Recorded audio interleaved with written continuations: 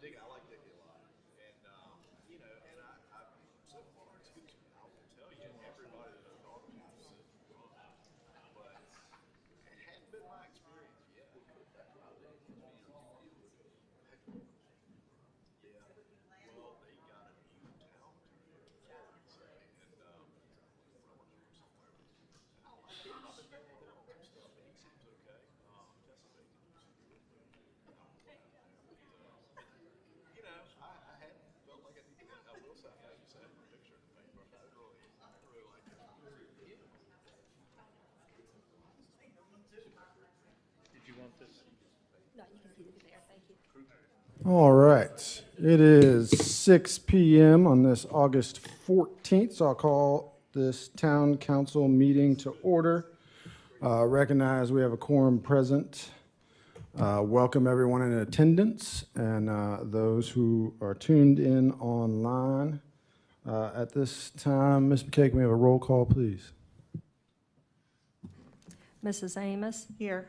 Mr. Reed, Here. Mr. Dwyer, Here. Mr. Parrott, Here. Mr. Yolen, Here. Mr. Hunter, Here. Mr. Hardy. Here. Thank you. At this point, we'll do the invocation. I'll start off. You're welcome to join if so inclined, or to not if so inclined. And then Vice Mayor Mr. Reed will lead us in the Pledge of Allegiance.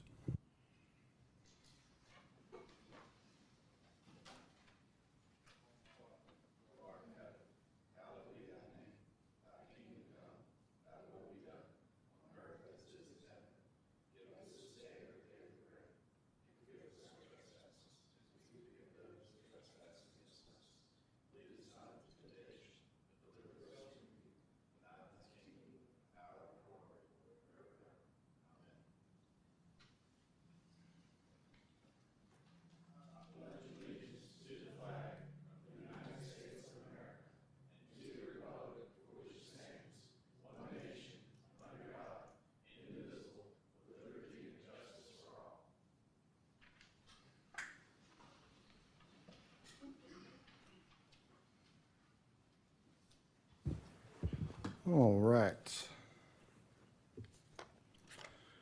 First item on the agenda is the adoption of the agenda. Do I hear a motion to adopt the agenda as presented? I'll make a motion to adopt the agenda as presented. Second. Motion and second. All in favor? Those opposed? Ayes have it. All right, next up is declaration of personal interest for anyone who has a declaration of personal interest concerning anything on the agenda. Not hearing any, we will move into introduction of Farmville Police Department new officers.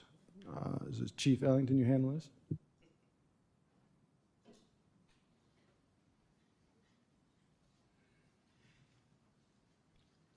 Good evening, Mayor, Town Council. At this time, I'd like to introduce you to two of our newest officers. First one is Officer Adam Thomas. Adam grew up on the Eastern Shore of Maryland. He enlisted in the Navy in 2007, where he served on board the USS Carl Vinson for 4 years as a boatswain's mate. Never seen that word, I apologize. In 2013, he enlisted in the Marine Corps, where he was stationed at Camp Lejeune, North Carolina, with 8th Engineer Support Battalion as a combat engineer. 2017, he moved to Upper Michigan, attended Michigan Technology University, where he got a bachelor's degree in applied ecology and environmental sciences. 2021, he moved to Virginia to be closer to his family and work as an environmental specialist contractor for Dominion Energy. After nearly a year, he left Dominion and began pursuing a career in law enforcement. Hobbies include weightlifting, hiking, spending time outdoors with his dogs and his girlfriend. We're pleased to welcome Adam Thomas to our department. I will tell you that during his interview process, he doesn't know I'm going to tell you this, but it came out by the investigators that he used to drive a boat. Sometime after we had hired him, the detective went back and asked him, says, so you say you used to drive a boat. What kind of boat did you drive? An aircraft carrier. You know. All right, next up is Officer Zachary Smith Bright. He's originally from Lexington, Virginia. Has a wife, 3 beautiful children, Harrison, Henry, and Rosalie. Rosalie. I'm doing good tonight, aren't I? He attended Liberty University, where he received his bachelor's in history. He served 7 years in the Army National Guard as a medic, serving up to 2022. He has now worked for 3 different police agencies. He started his career in Lexington, Lynchburg, and now he is with Farmville. He is excited to continue his service with the town of Farmville and hopes to be an asset to our town. Welcome, Zachary Bright.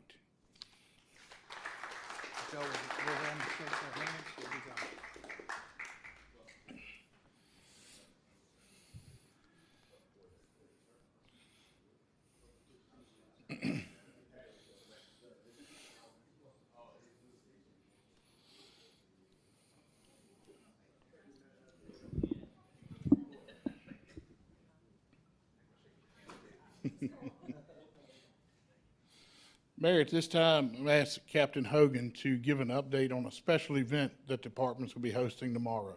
Yes, sir. Thank you, Mr. Mayor, members of council. Just real quick, Mr. Davis, thank you for allowing me to speak just for a second. Tomorrow at the arena at noon, our Triad organization will be hosting one of our quarterly meetings. This happens to be our 15th anniversary this month.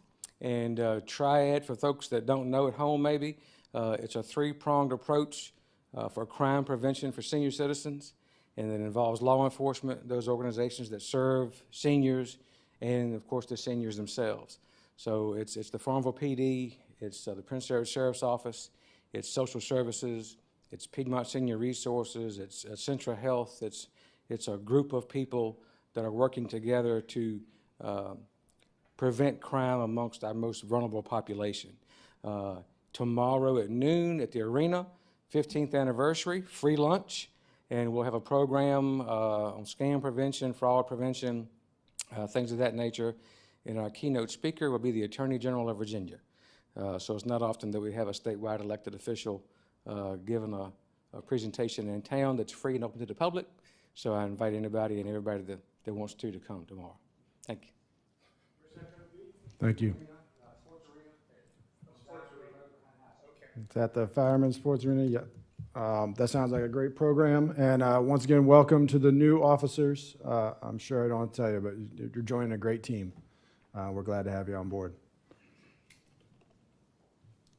Next up, we have an update from Prince Edward County Administrator, Mr. Doug Stanley.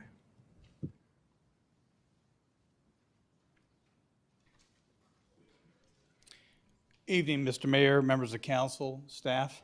Appreciate the opportunity to be here tonight. We had the privilege of having Dr. Davis at our meeting last night to get an update. It's always good to hear the good things going on in the town and county. A few things I want to highlight in my written report that's being passed around.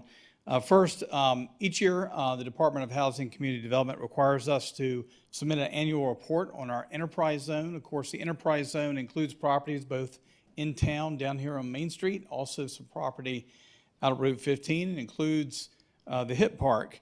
Our 2023 Enterprise Zone report highlights noted we spent over $130,000 on marketing on the HIP Park site.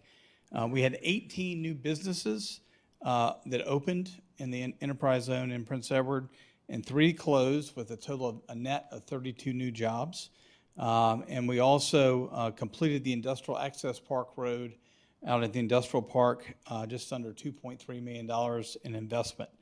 So those are things that we'd like to look at those metrics and see what's happening. But despite sometimes what you may read in the newspaper, there is positive growth and good things going on in our community.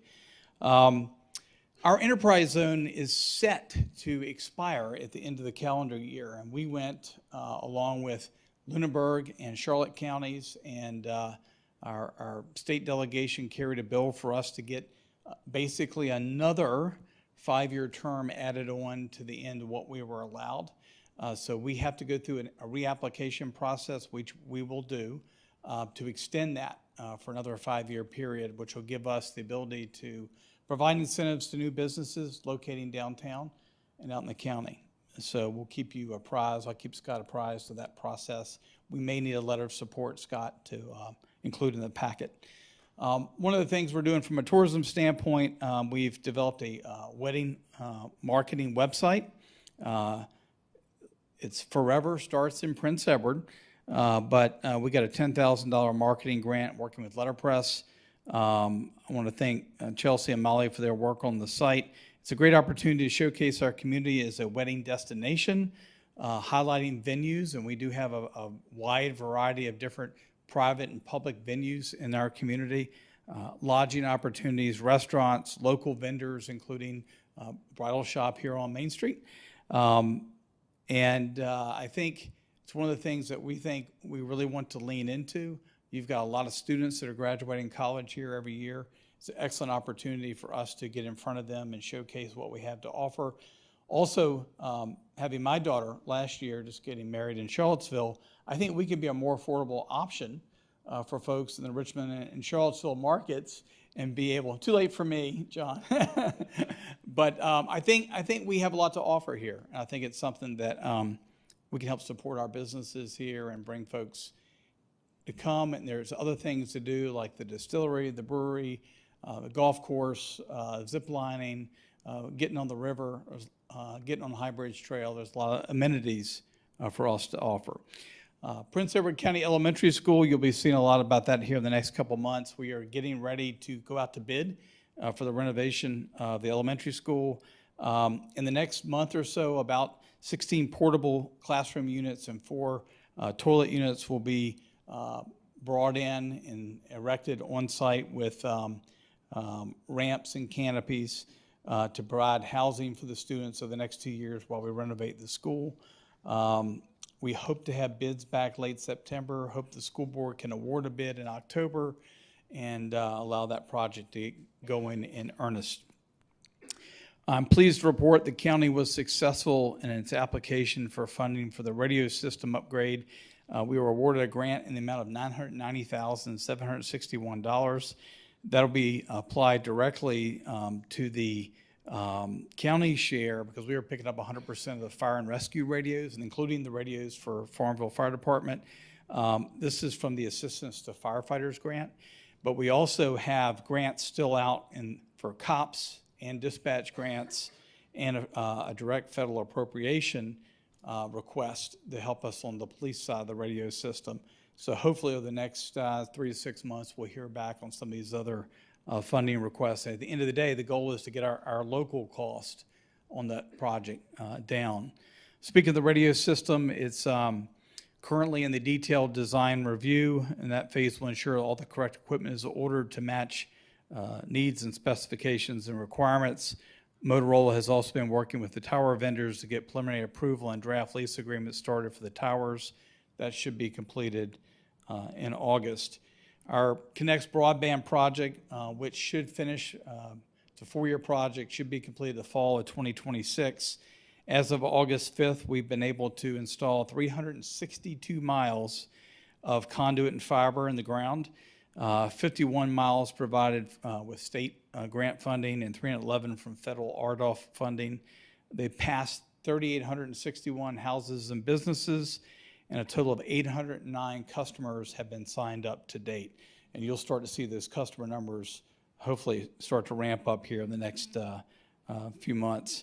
460 East 3rd Street interchange, we had applied for a $500,000 raise grant to be able to help us with trying to replan and try to get some state and federal funding for that project, and we were not successful. I appreciate Scott had written a letter of support for that. We hope to reapply again the next year. We'd also applied for just under $17 million from the Virginia Economic Development Partnership for the HIP Park. Not successful this year. We'll be looking to go back again next year. Something very important to you and your staff, we're about 86% complete on the reassessment. As you know, we switched from a 6-year to a 4-year reassessment cycle, so values will be going up for next year, not the current year. But so once that's completed at the end of this year, I'll be getting with Scott and share the information. We'll be convening a Board of Equalization that'll convene after next year to hear appeals. But that will impact the FY '26 budget and tax bills next year. I think just lastly, I wanted to mention about the Regional Economic Development Organization. Yesterday, we had our first meeting of the proposed Regional Economic Development Organization. It's called Virginia's Heartland Regional Economic Development Alliance, VERITA, and it's another big step towards establishing a regional organization to help promote this area. The good news is all of the other counties are in except for Amelia. Unfortunately, Amelia pulled out, but everybody else is in and committed, and they're out fundraising and organizing. I think Gary's firm is helping us with setting up the legal organization and getting everything in line, but that's hopefully going to be off and running, and at the end of the day, their job will be to promote the region, represent us to the Virginia Economic Development Partnership, and hopefully try to bring leads and prospects to the region. So with that, I'll be happy to answer any questions. Have any questions for County Administrator, Mr. Stanley? Not hearing any. Yeah, I served in a stakeholder advisory role early on in that redo process, and I too have good high hopes for what that can portend for our region, having everybody collectively, like we talked about recently, pushing in the same direction and promoting our area for what we have. So appreciate the efforts there. Well, thank you. Thank you. Next up is public hearings. And public hearings, if you're signed up for public hearings on the proposed ordinances, you have 3 minutes. The clerk will call your name. We just ask that you state your name and your address, and then address the body as a whole, and instead of individuals. And just as a point of clarification, it's not a back and forth. It's us hearing your position, and we appreciate you being here. So first up is public hearing on ordinance number 234. Ms. McKay, do we have anyone signed up? Carol Fauci.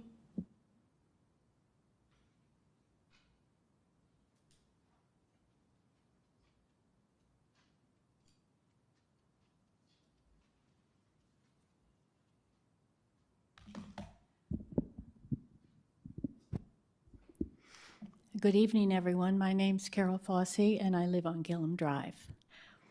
I'm here this evening to speak about the fencing ordinance.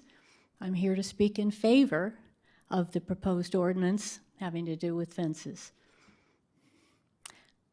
I believe the town governing body has the duty to protect the safety and maintain the aesthetics of the properties in town and ultimately protect our property values. That being said, this ordinance is a proper addition to the town code.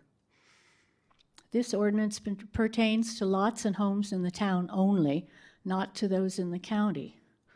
Town lots are mostly small, and the homes are close to each other.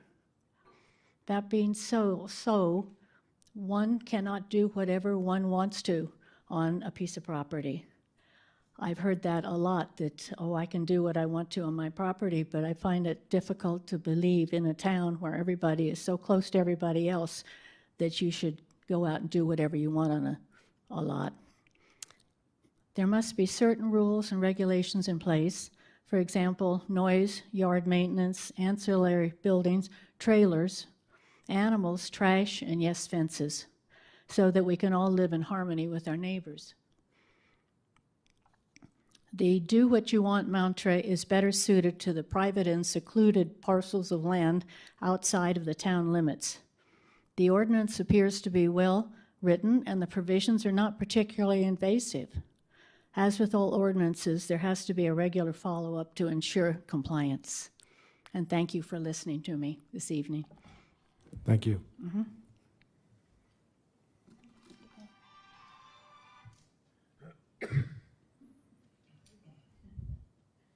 Ms. McKay?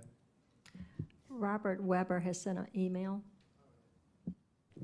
Robert Weber did send in an email. Robert, Bob Weber from 1101 High Street says, I am particularly concerned over the proposed ordinance height restriction of 4 feet at the front of the building line. One of the reasons for building a fence around a yard is to confine pets, specifically dogs, to the yard. A normal-sized dog could jump over a 4-foot fence without pausing for breath. A 5 or 6 foot high fence is more practical, and a large dog may need an even higher fence. Any fence ordinance should be restricted to addressing blocking views of oncoming traffic. Nothing else is needed. Thanks for your attention, Bob Weber. So read that into the record. Ms. McKay? Jake Romaine.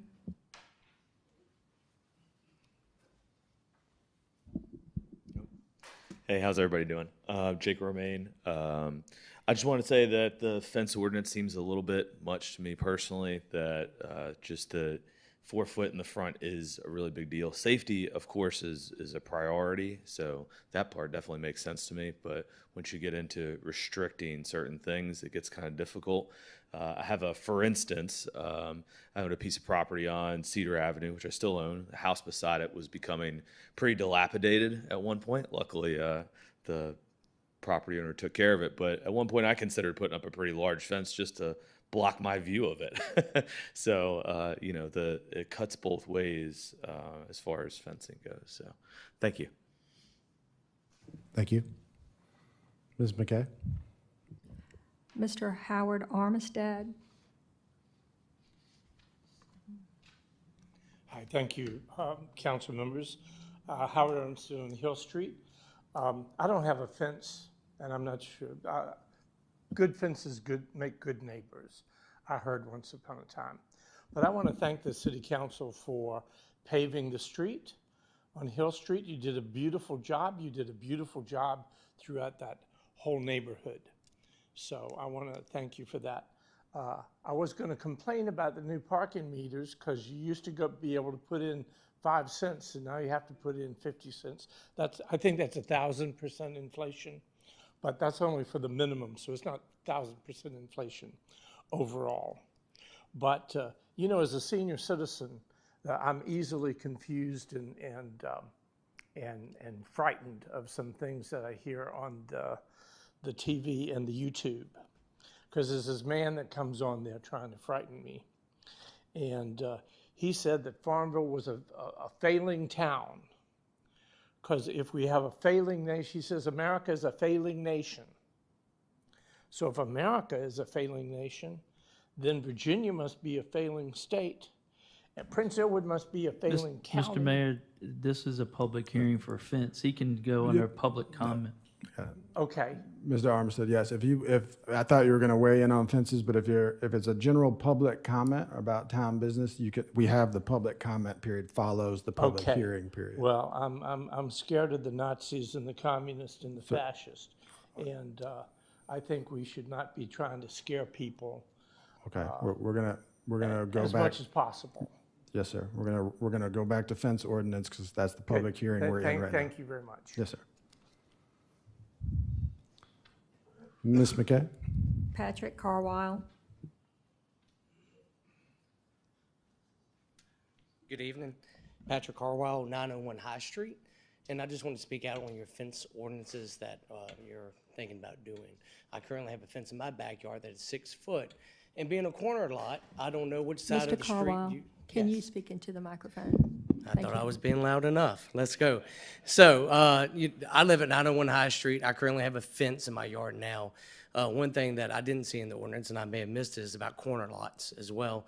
I have a 6 foot fence around my backyard to keep my animals in, which I have a aggressive dog that stays inside that fence. And if I was mandated to have a 4 foot fence, I don't know that I would feel safe leaving my dog out, because he could very much attack another dog if he was promoted to do so. So there's some things there that I don't think we need to get into when it comes to ordinance as far as fences, as far as size. that people should be able to put whatever size fence they need to make their house livable. But as far as obstructing views, I'm very much on board for making sure that as you're pulling out your driveway, that you're not hitting people on the sidewalks and that you're being protective for the community. But as far as anything past that, I don't think that we need to get involved with that at this point in time. Thank you. Thank you. Mr. Mayor, can I ask one question to that? If he said a corner lot, but is it in the front yard or the rear yard? Well, his fence is technically street facing, but it would be, if his address is High Street, his fence is in the backyard, but it does front Second Avenue.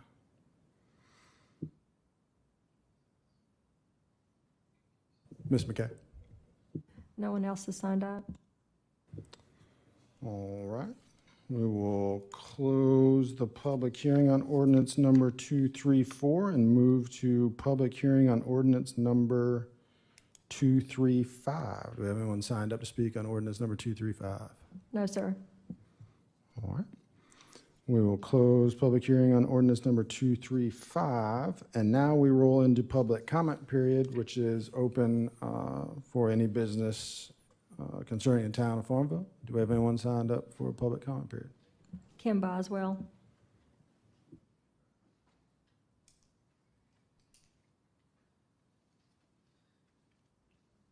Good evening. I'll just keep this kind of short. Kim Boswell, 704 First Avenue. I believe about a month ago, 2 months ago, I spoke on the highway First Avenue. Again, that has not really gone away. I do humbly request that we consider stop signs or crosswalks. That would even slow people down. It's easy enough to figure out how fast. I believe we have the equipment to do it, but there are a number of cars, and rough sight, they are hitting pretty good speeds down First Avenue. They're avoiding Griffin, which is what we want them to do, but not at the cost of taking someone out on First. Thank you very much for your time, and that's all I had. Thank you. Ms. McKay, anyone's out signed up for public comment? No, sir. All right. We'll close public comment period and move into the rest of the agenda. Next up is the consent agenda. You have the minutes from the July 12th meeting and the July 10th regular meeting in front of you. If I don't hear any changes, do we have a motion to accept the consent agenda as presented? So moved. Second. Motion and second. All in favor? Aye. Those opposed? Ayes have it. Next up is the finance report. Ms. Julie Moore, Finance Director. Good evening. You have the July financial report in front of you. For the ABM project money, we earned $17,282 for July. That'll go towards our next payment to ABM or to the bank. We earned $16,781 at VIP, $20,842 with the sweep accounts at Benchmark, and $35,240 at LGIP. So that brought our total income to $72,863 for July. Any questions? Any questions for Ms. Moore at this time? What's our total for the year? Well, this is the new fiscal year, and that's why I didn't put the total in there. So each month I think I reported it last month, and I can't remember how much I reported. I have to go back and look for last fiscal year. Do you have from January to June, just the last 6 months? I don't have it with me, but I can get you that number. Thank you. Okay. Any other questions for Ms. Moore? Thank you. Thanks. So that brings us to the finance report. Do I hear a motion to accept the finance report as presented? Make a motion, we accept the finance report as accepted. Second. Motion second. All in favor? Aye. Those opposed? Ayes have it. We have no old business on the agenda, but we do have new business. And first up is what I imagine most folks are sticking around to hear about, which is ordinance number 234, the fence ordinance. I'll open up the floor for any discussion concerning the fence ordinance at this time. I'll reiterate my feelings and people that have come to me on this. There are situations where there are fences that are taller behind businesses, behind homes, around people's pools. There are situations where my neighbor said he has got a lot next door and would love to be able to put a fence up for his dog, but they don't have much backyard. It drops off very quickly in their backyard. And they have a very large lot next door, and as was stated about people's pets and stuff like that, the dog could jump over most fences. Like behind Huddle House, the fence is 10 to 12 feet tall. That gives the people behind them some privacy. You know, those are things that come to my mind. And here's one that I thought was interesting. If somebody had a garden beside their house and they put a fence around the garden to protect it from the deer and stuff like that, wouldn't that still constitute a fence and be against this ordinance and have to get a permit for a fence around their garden? Just a question. Thanks. I'm going to stick to my original comment and say that I'm going to vote no against the ordinance. And I was thinking last week, and I'm going to make this comment about Chucky's individual. I don't know how long ago it was, but Chucky had an individual that came to him about putting an awning up, and we had to say no. And I thought, that's ridiculous. The man just wants to put an awning in. I think it was because of setback. And I thought, we're getting in the position of saying no to a simple awning.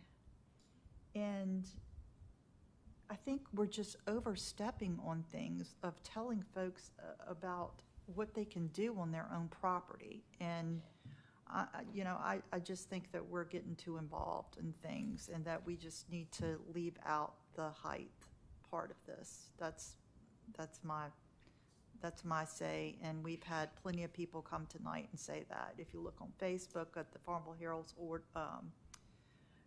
article, there were plenty of people that chimed in on that. So that's my say. So I'd like to hear from some other folks up here. I'm going to just flip it to the other side of the argument for a moment. And would like to say I understand the coin has two sides. And I understand the less is more concept.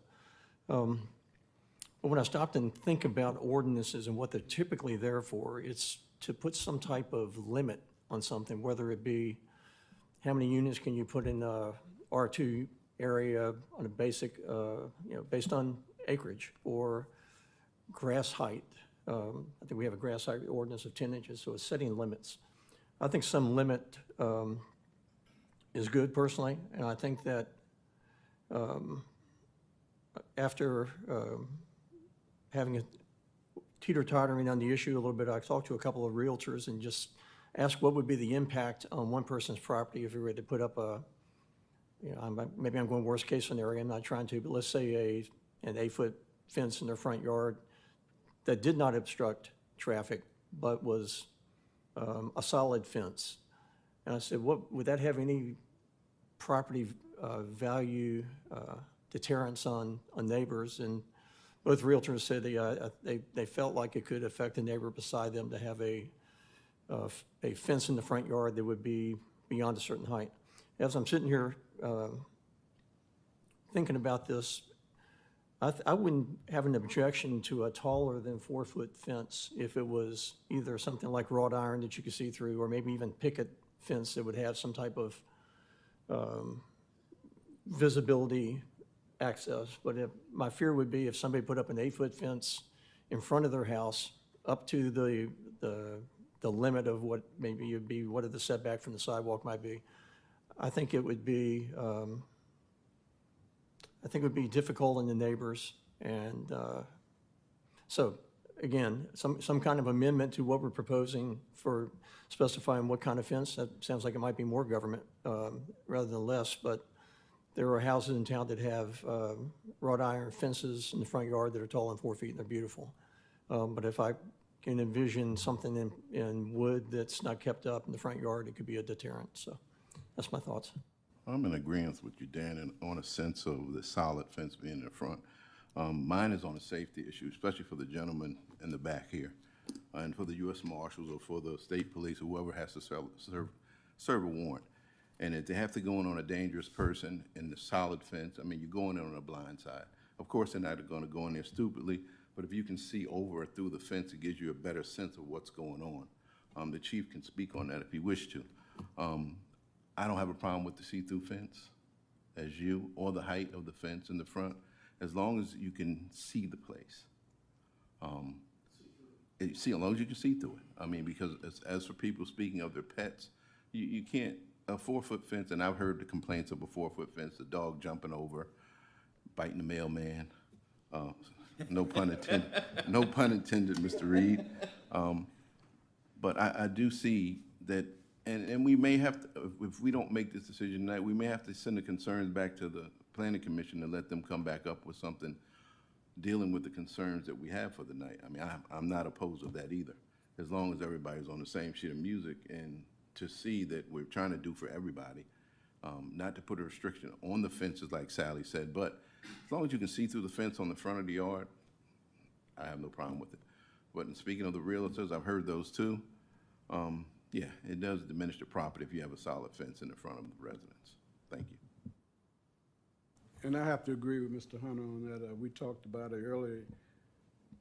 In my 30 years of carrying mail, a blind fence, you know, you're having a attack dog waiting for you to come through there.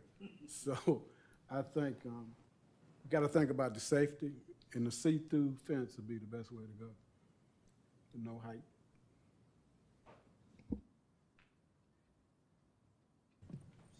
I think we ought to take it back. I agree with Mr. Hunter. I believe we need to back up and regroup and see if we can come to some agreement on what the front yard fence would look like. Should we be specifying materials? It's just my thought. Would it help if I gathered other urban, suburban ordinances throughout Virginia so you can see what a lot of other localities have on their books?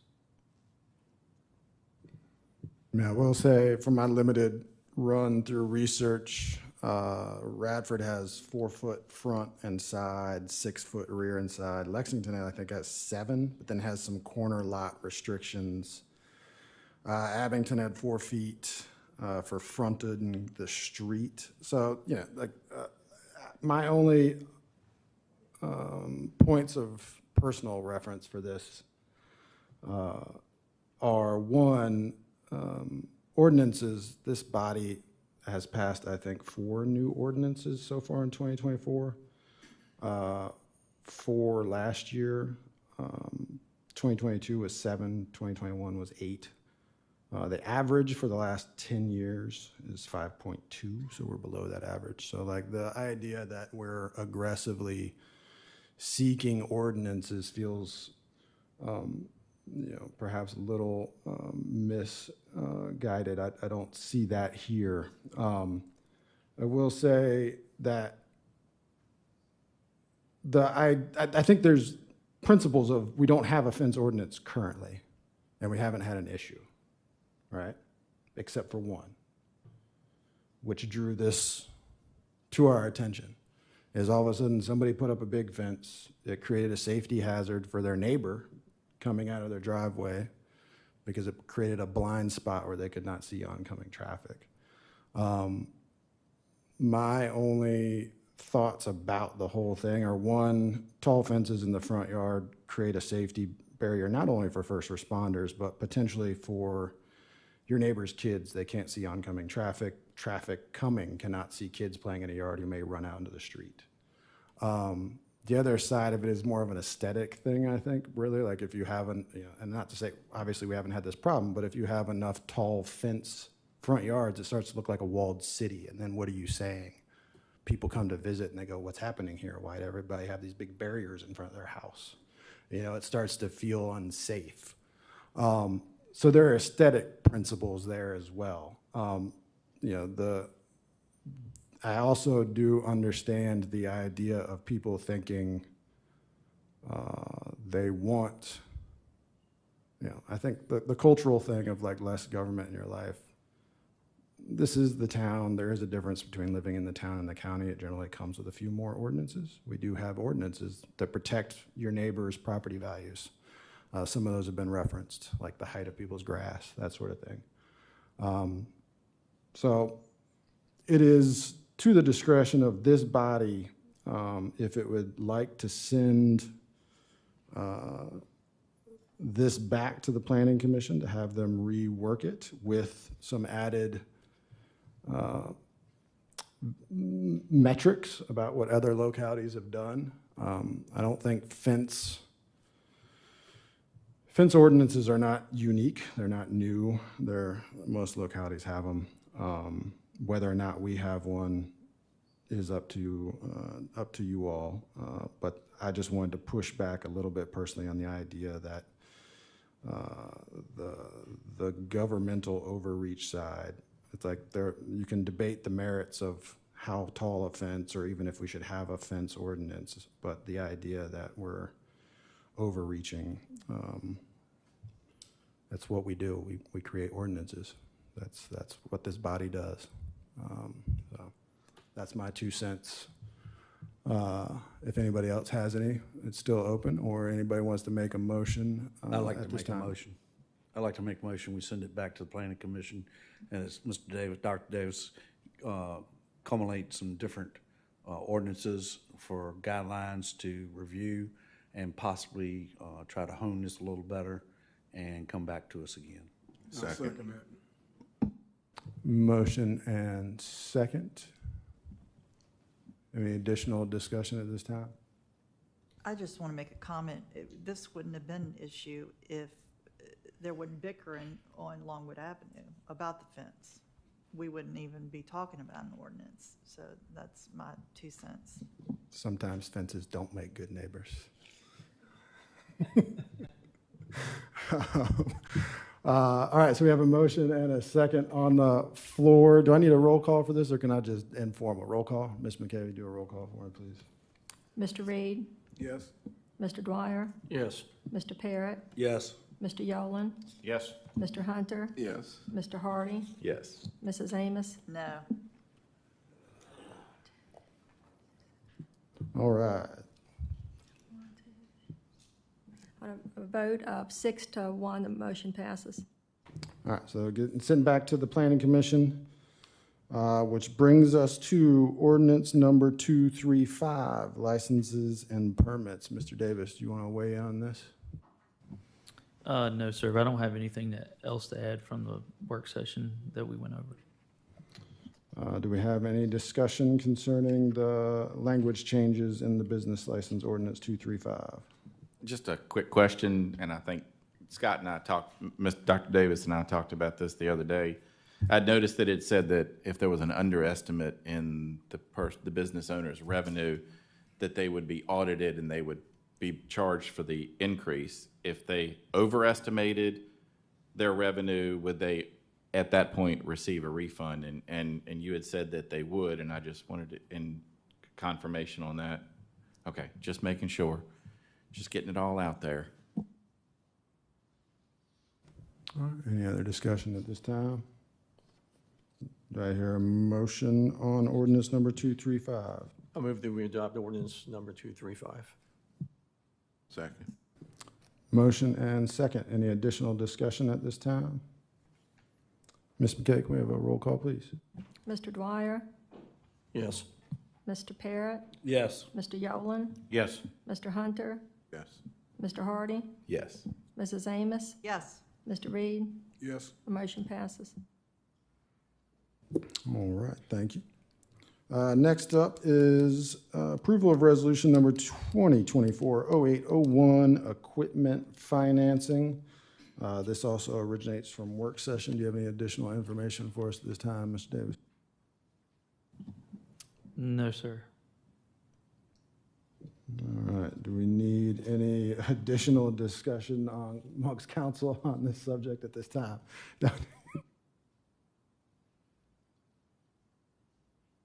Not. Okay, not hearing any. Do I hear a motion on resolution number 2024-0801? I make a motion we adopt resolution number 2024-0801. Second.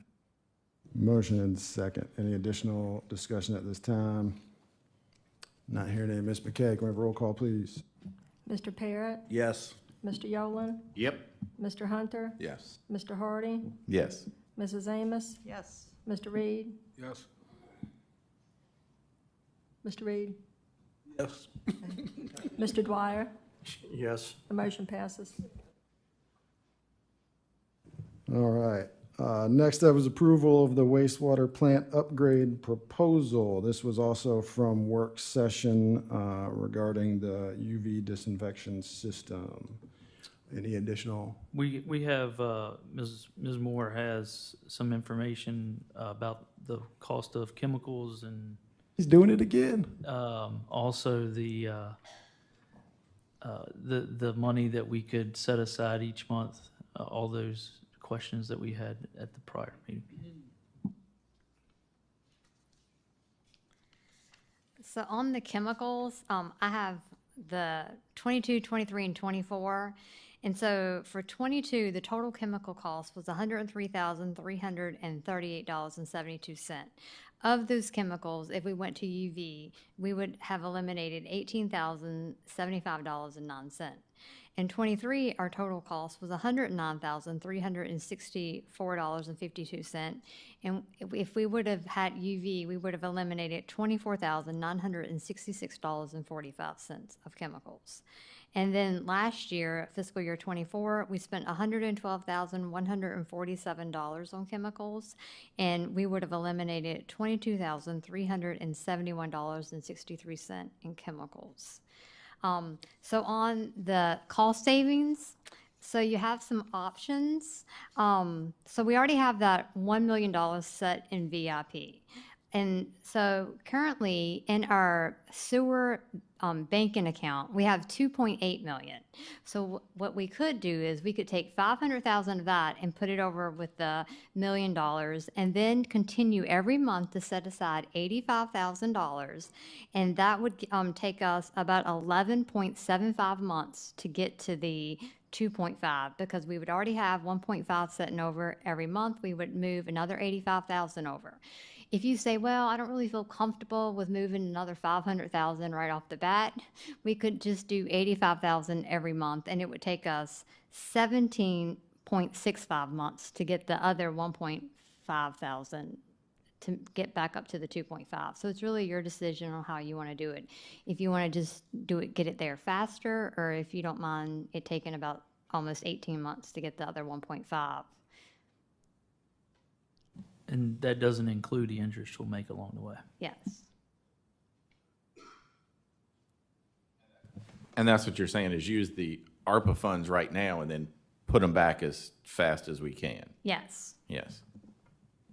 Well, we're not really putting them back. I know, 'cause it's- I get it. We're giving it back to ourselves to use for the Correct. stuff that we wanted to use the ARPA funds originally, because I think you had said that there's almost no chance that we'd be able to commit the money to that project by the end of this year, but as long as we want to do those projects anyway and we can put the money aside, that sounds fantastic. What about the 400,000 that you said we had, that we set for this year that we're not using? That's going to be used towards this project as well, because that 400,000 was already going to be used, committed before the end of the year for the wastewater treatment plant. And it was originally going to be used for the conversion from gas to liquid, but now that'll get shifted over to the UV as well. So then we should have enough to cover the project. Thank you. Because remember, it's 2.5 to 3.5 is the estimate. We won't know the exact until the study's done. So that 400,000, let's say it is another, it makes it to 3 million. With that 400,000 plus the 2.5, we'll have the ability to do that. I just remembered 400,000 last week, and I didn't want it to get lost. And if setting aside 85,000 a month, we still will be, that's not breaking even in the sewer fund. We'll still have some money, so our main account will keep building as it goes along the way as well. In essence, we'll still have a reserve that we won't have to pull from in order if we had something that we had to replace because an issue arises. So what is the town manager's recommendation on which way we ought to go forward? Well, I've presented you the proposal of we using the ARPA funds and we'll put the money into reserves. No, I mean on Julie's last thing of either doing the 85,000 a month for the 17.6 months, or moving over the money and only doing it for 11.75. I don't have an opinion. You can do either way. I would prefer to move and make money off of it at the $500,000, Ms. Moore. and have less months of the set aside put in. That would be the best. The other thing you got to think about, the projects that we're talking about doing in replacing water and sewer lines is a slow process. It's not going to be where we do this. You're going to go 6 to 8 feet in the ground over a distance. We're going to do the pipe. We're going to then have to pack it back. We're going to have to pave it. All that has to be done. We're going to have to do, depending on where the lines are. Some of the water and sewer lines currently, as old as they are, correct me if I'm wrong, Robin, wouldn't meet today's standards of the distance that they have to be apart. So in some of those older areas, we're going to have to move those to a greater distance. It's not a fast process. We understand that. I know it's been 10 years I've been pushing for it. It's definitely a slow process. I would say this is faster than the last 10 years. Then at least you're going to have the money for it. Well, I think we ought to go for your recommendation on the 11.75 months. That's my opinion. I don't know what everybody else wants to do. Can I ask one quick question? In your humble opinion, as far as the two different methods, is there any advantage in one over the other as far as interest or saving us money? Moving the 500,000, option one would earn you more interest faster. Okay. Because honestly, I'll probably not even put that at VIP. I'll probably put it at LGIP because it seems to get better returns on the money. So. Thank you. You're welcome. So do I hear a motion to move on option one? I make a motion. Well, first, I make a motion to approve. First we just need to get the study done. But yes, we also need. I make a motion we approve the wastewater plant upgrade proposal with option one of moving over what Ms. Julie Moore said in reference to moving the 500,000 over and having 11.75 months to at 85,000 a month to put the money somewhere else to be safe. Yes. Second. That was good. Motion and second. Any additional discussion at this time? Not hearing any. Ms. McKay, we have a roll call, please. Mr. Yolen, Yes. Mr. Hunter, Yes. Mr. Hardy, Yes. Mrs. Amos, Yes. Mr. Reed, Yes. Mr. Dwyer, Yes. Mr. Parrott. Yes. The motion passes. Thank you. Next request of approval is for the lead pipe survey proposal, where we're kind of over a barrel a little bit. We learned in our last work session. Do we have any discussion or a motion to move forward on the lead pipe survey proposal at this time?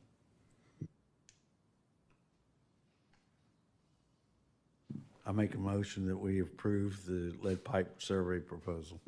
Second. Motion and second. Any additional discussion at this time?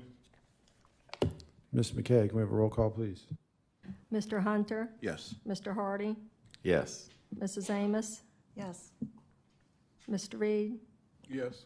Mr. Dwyer? Yes. Mr. Parrott? Yes. Mr. Yolen? Yes. The motion passes. All right, thank you. Next up, Town Manager's Report. Mr. Davis. Next week, we'll be needing to replace another culvert at River Road. So Public Works will be replacing that culvert. So there will be some traffic rerouting for that. In the next 3 weeks, we plan to start work on making the crosswalk at Truist and Walgreens, that intersection, more accessible. The fire department received a design proposal, a second design proposal. The initial one, the fire chief and I met with the designer for future expansion of the fire station. And so they've come back with another proposal for us to review. Also on the fire department realm, we're still waiting on the ladder truck.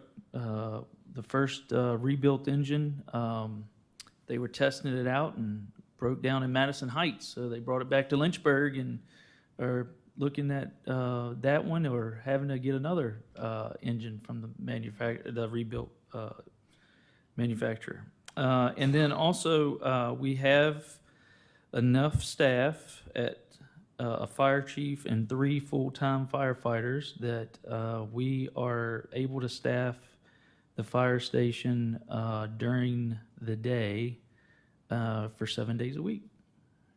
So that's a big accomplishment in a short period of time. As for recreation, football, pickleball, and indoor walking has started for this time of year, and our summer camp was a success. Just a reminder, Labor Day, for you all and everybody in the public, Labor Day will be the last day of the splash pad for the season. And then I'm waiting on an exact date. We told them we're ready the day after as far as the installation company to replace the underground tank that needs to be replaced. So we're waiting on that exact date. That's all I got. Thank you, Mr. Davis. I'll go around the table. Mr. Hardy? I was going to say welcome again to our new officers, but they're already out on patrol, I'm sure. So thanks, guys. Appreciate y'all. Mr. Hunter? I failed to mention that I have qualified for this fall's election for Ward seat, for Ward D seat. So that'll be coming out pretty soon. Mr. Yolen? Oh, just thank you all, especially the new people who've shown up here today. Thank you for taking an interest in participating in local government. Thank you, Mr. Davis, about the water park. It's exceptional. I see kids playing in that all the time. Nobody's getting sick, and it's fresh, beautiful, clean water. Mr. Parrott? All good here. Mr. Dwyer? To Mr. Boswell's comments tonight, I've lived in the avenues for pushing 40 years, and I've heard this comment frequently. I think Second Avenue is also, I know you're in First, Second Avenue is not any better. It's just, those are the streets that go all the way through to somewhere versus Third and Fourth that kind of channel back through, and you can't get much speed on those anyway, I don't think. I would like to think that we can try to look at some options, whether it's through chief or through whatever, just to see if it's anything we can do to slow them down. I don't have the ability to say what those things might be, but if we can at least explore some options, I think it'd be a good idea. I already have a note from Mr. Boswell's comments to ask the police chief to do a monitoring with our cameras to get some data of the times and what those speeds actually are. and we can move from there about what remedies there could potentially be. I'll just remind you all of, we installed some stop signs on 4th Avenue Extension, and there was a lot of pushback that you all heard from residents when we did that. So just be mindful of when we do implement some things of what that can or cannot or will not cause. So I'd rather get the information, take that information, and look at some VDOT resources of if a stop sign is warranted or not. Or possibly something other than stop signs is what I was hoping for. I don't know if anything else that's. I'd like to echo Mr. Boswell. They also, Hill Street, First Avenue, Second Avenue, you got speeders. I don't know if you put a dummy car out there, or I think we tried that before, and I don't know if it worked. I think if I provide you all with some of the data that this pulls, from the average eye, there is a lot of times that a vehicle looks like it's going faster than it is. And there are these outliers, but I can get you that information.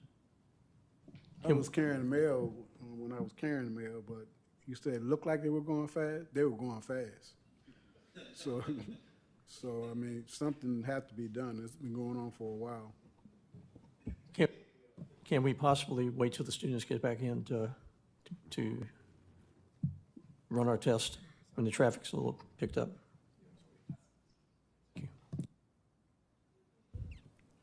Mr. Reed? It's picked up without the students being here, so just think when the students get back. Let's see the worst case.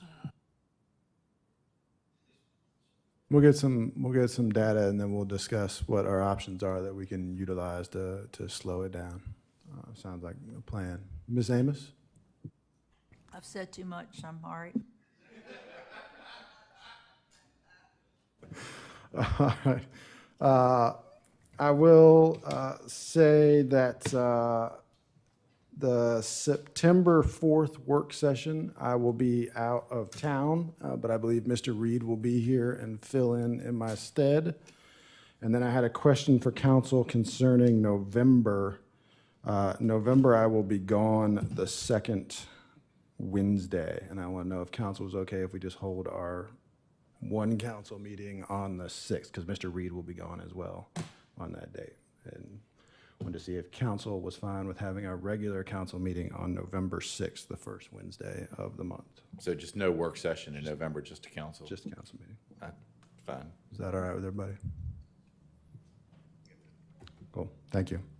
I will say I felt real busy this last month, but I only had two real big meetings of importance. One, Mr. Davis, County Administrator Doug Stanley, and myself met with the YMCA and discussed possible avenues by which all those bodies could collaborate together. And we were joined by our Planning Commission member who was representing the Y, Mr. Patrick Crute, and another representative from the Y. It was a good discussion. And then the second meeting was just yesterday. We had the Federal Reserve Bank president from the Federal Reserve Bank of Richmond was in town. He represents West Virginia, Maryland, North Carolina, and Virginia. There's only 12 Federal Reserve banks, and he is a voting member. And he, unlike, from what I gather, unlike the other Federal Reserve Bank presidents, he gets on the road all the time and visits localities in his region to hear what people are feeling on the street about the economy and about workforce. And so we had a local leaders meeting. Vice Mayor Reed was there. Mr. Davis, County Administrator Doug Stanley, and Ms. Patty Cooper Jones, Chair of the Board of Supervisors, were there. I then drove around with the Fed chair and showed him some sites in Farmville, and that was at their request, kind of spurred it on me, and then I escorted him to a meeting with business leaders that I think the chamber had hosted at the Woodland.